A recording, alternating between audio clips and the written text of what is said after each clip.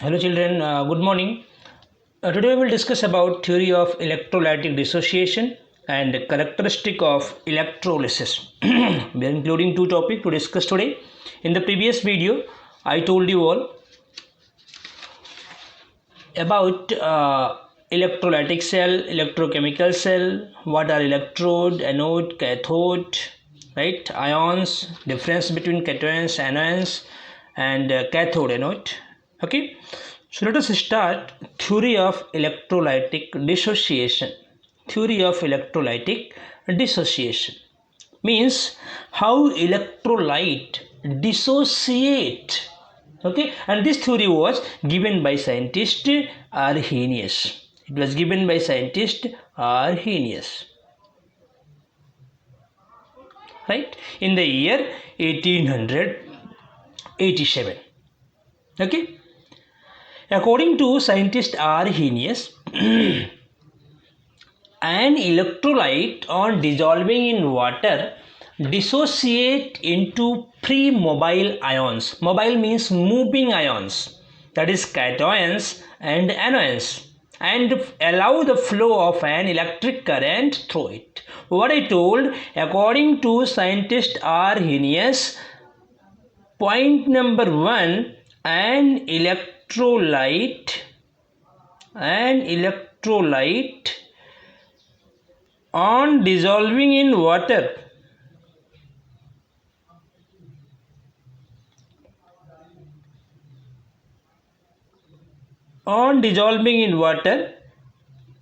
dissociates into three mobile ions, that is positively charged ion means cation and negatively charged ion, that is anion, and allow the flow of electric current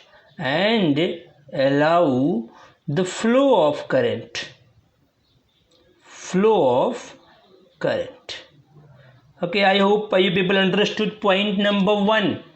Okay, according to Arrhenius, an electrolyte, when it is dissolved into the water, okay, when electrolyte means ionic compound, salt, it may be acid, base, when they are dissolved into the water, they dissociate, they break down into the two different type of ions, that is positively charged ion and negatively charged ion. Positively charged ion means cation, negatively charged ion means anion, and they allow the electric current to pass through them, right? Point number 2,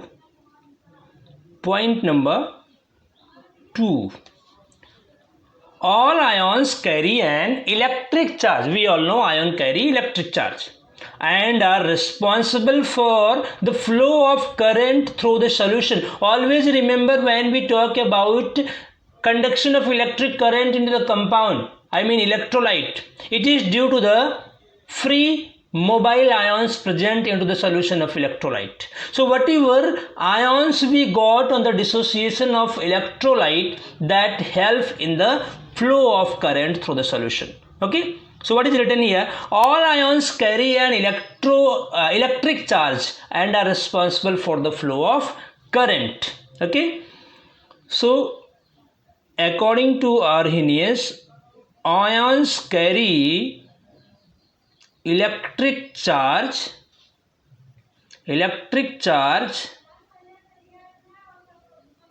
and are responsible for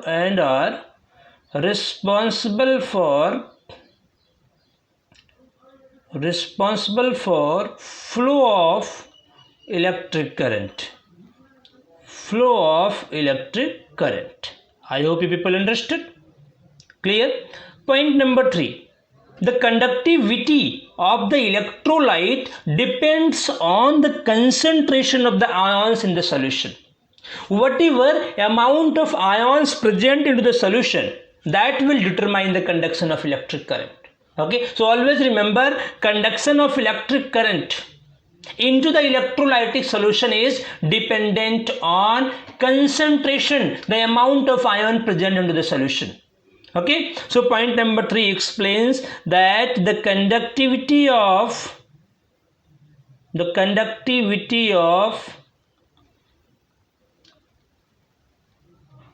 electric current into solution depend on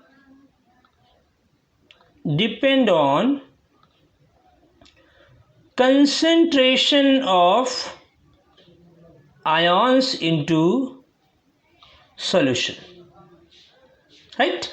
So whatever amount of ion are present into the solution, that will determine the conductivity of electric current into the electrolytic solution, right? Point number 4,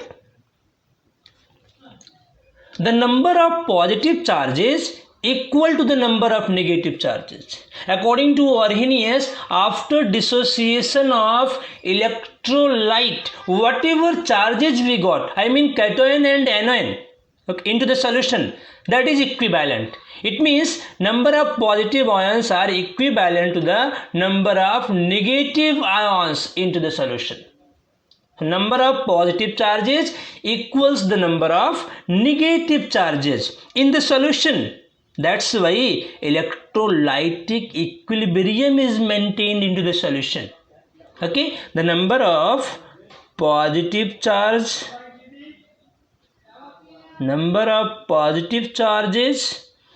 equals the number of negative charges, right? In the solution, that's why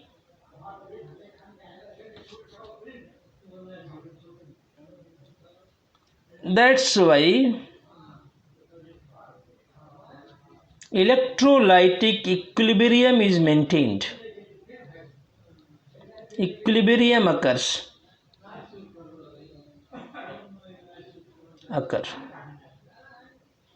Right? Fifth point. In non-electrolytes such as sugar solution, benzene, or any non-polar compound, there is no ionization, and therefore only molecules are present into the solution. What I told, in non-electrolytes such as sugar solution, benzene, where there is no any ionization, okay, therefore only molecules are present into the solution. Okay, so point number 5 explains that in case of non-electrolytes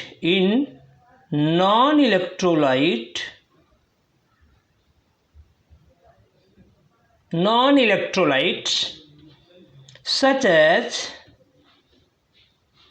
sugar solution,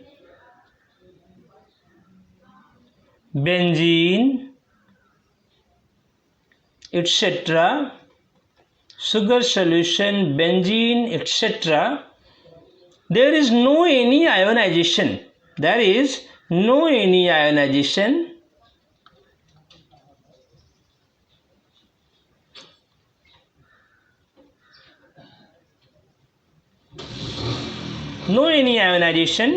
And therefore only molecules are present.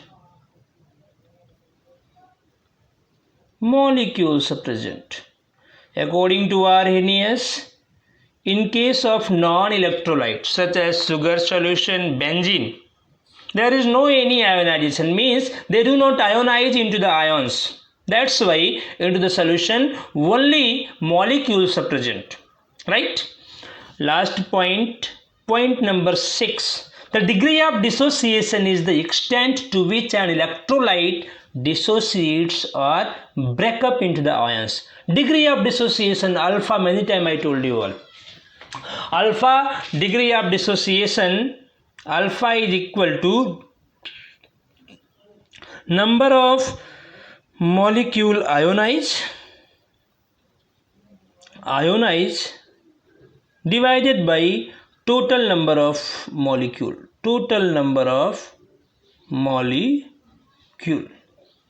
right, into the 100.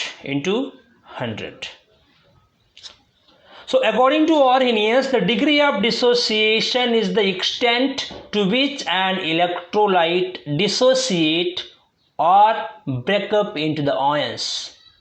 It means alpha determine how much molecule dissociate into the ions. Suppose we have taken 10 molecule of any electrolyte. Out of 10, only 9 molecule dissociated. So degree of dissociation is 9 here. 90%. Right? Clear? I hope you people understood. Theory of electrolytic dissociation. Once we can revise. According to Arrhenius, point number 1, I told you all, you can see here, it is written here. Just a minute. You can see here. An electrolyte on dissolving in water dissociate into free mobile ions, that is positive and negative ions, and allow the flow of electric current. Point number 2 explains that whenever electrolytes are dissolved into the water, they break down into the free mobile ions, that is positive and negative ion, and due to these free mobile ions, electric current flow into the electrolytic solution. Right? Let's see point number 2 what I told you all. Point number 2 I told, ions carry electric charge. We all know ion carry electric charge and are responsible for the flow of electric current. Okay, so according to Arrhenius, ions whatever occurs after dissociation of electrolyte, they carry charge over them, and due to that electric current flow into the electrolytic solution. Right? Point number 3 states that the conductivity of electric current into the solution is dependent on how much amount of ion is present into the solution. Okay, how much electric current can flow into the solution, it can be only determined on the basis of concentration of ion present into the solution. You can see here the conductivity of electric current into the solution dependent on concentration of ions into the solution. How much electric current can pass into the solution, it is dependent on ions, quantity of ions present into the solution. Right? Because we all know electric current flow into the electrolytic solution due to the moving of free ions. Clear? Point number 4. The positive charges equals the number of negative charges. Okay, after dissociation into the solution, the number of positively charged ion is equal to the number of negatively charged ion. That's why electrolytic equilibrium occurs. Right? And last point, fifth point, I told you all, in non-electrolyte such as sugar solution, benzene, there is no any. In non-electrolytes such as sugar solution, benzene, there is no any ionization, and therefore only molecules are present. We all know into the solution of non-electrolytes only molecules are present, while into the solution of electrolyte, okay, molecules as well as ions are present. If it is a strong electrolyte, only ion will be present, while if it is a weak electrolyte, ion as well as molecule is present. Okay, last point I told you all about degree of dissociation. Last point states that degree of dissociation is equal to the number of molecules ionized divided by total number of molecules multiplied by 100. It means the degree of dissociation is the extent to which an electrolyte dissociates or breaks up into the ions. I hope you people understood about theory of electrolytic dissociation. Right? Clear? Now come at characteristic of electrolysis. Characteristic of electrolysis. Second topic, characteristic of electrolysis. Characteristic of electrolysis. Electrolysis.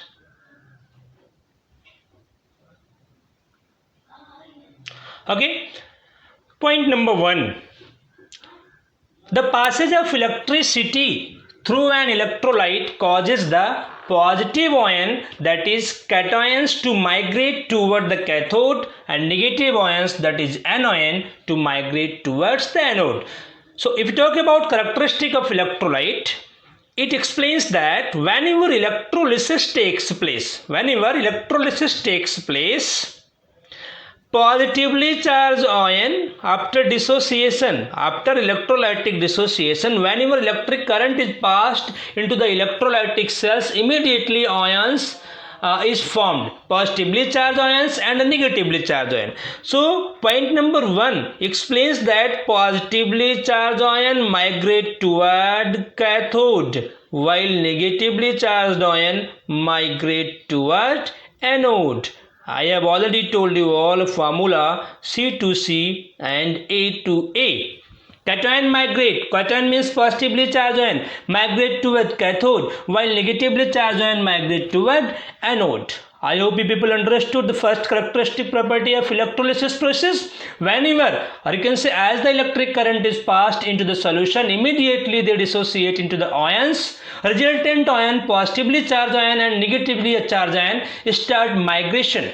Positively charged ion move toward negatively charged electrode, that is cathode, while negatively charged ion start moving toward positively charged electrode, that is anode. It means they follow C to C and A to A. Clear? Characteristic property number 2. Let's see. Second property.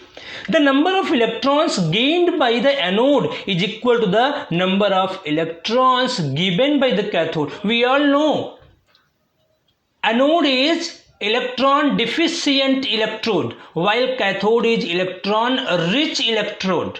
So here electron deficient electrode gains electron while electron rich electrode releases electron, give electron, right? So here the number of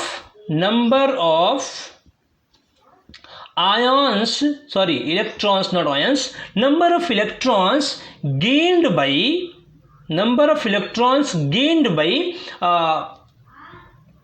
cathode, sorry, not cathode, anode. Number of electron gained by anode is equal to the number of electrons given by the cathode. Because cathode is electron rich, it will give electron, while anode is electron deficient, it will gain electron. So whatever electron is given by the cathode, the same number of electron is gained by the anode in the electrolysis process. Point number 3, I hope you people understood, right? Point number 3, let's see. Point number 3. So what state? The product of electrolysis are formed at the anode and cathode itself. So whatever products are formed at anode and cathode, this is total automatic process itself, it takes place. Since the exchange of electron takes place only at the surface of the electrode, right? What I told, the product of electrolysis are formed at a respective electrode is a itself process, since the exchange of electron takes place only at the surface level, Clear? Point number 4. Only hydrogen gas and metals are liberated at cathode. Only hydrogen gas and metals are liberated at cathode. and hence are called electropositive element. We all know hydrogen is positively charged, that's why it will discharge at cathode, because cathode is negatively charged. We all know metals are positively charged, so they will discharge at cathode. So only hydrogen gas and metals are liberated at the cathode and hence are called electropositive element. Electropositive element. So only hydrogen gas, only H2 and metal, only H2 and metal, okay, they discharge at cathode. They discharge at cathode. That's why they are called as electropositive element. Okay, my X pen has been discharged, that's why I am not able to write. Okay, point number 5. Only non-metals are liberated at the anode. Non-metals are negatively charged species. So it is very clear, they will move toward positively charged cathode. So non-metals migrate toward anode. That's why they are known as electronegative element. Electronegative element. Right? Point number 6. The mass of substance produced, whatever the mass, quantity of substance are produced at a respective electrode, it is directly proportional to the quantity of electricity passing through the electrolyte. Mind it, this is called as Faraday's law of electrolysis. Okay, what I told, the mass of a substance produced at an electrode during the electrolysis process is proportional to the quantity of electricity passed through the electrolyte. This is called as Faraday's law of electrolysis. Mathematically, how you can express the mass of substance produced at a respective electrode is directly proportional to the quantity of electricity passed through the electrolytic solution. This is known as Faraday's law of electrolysis.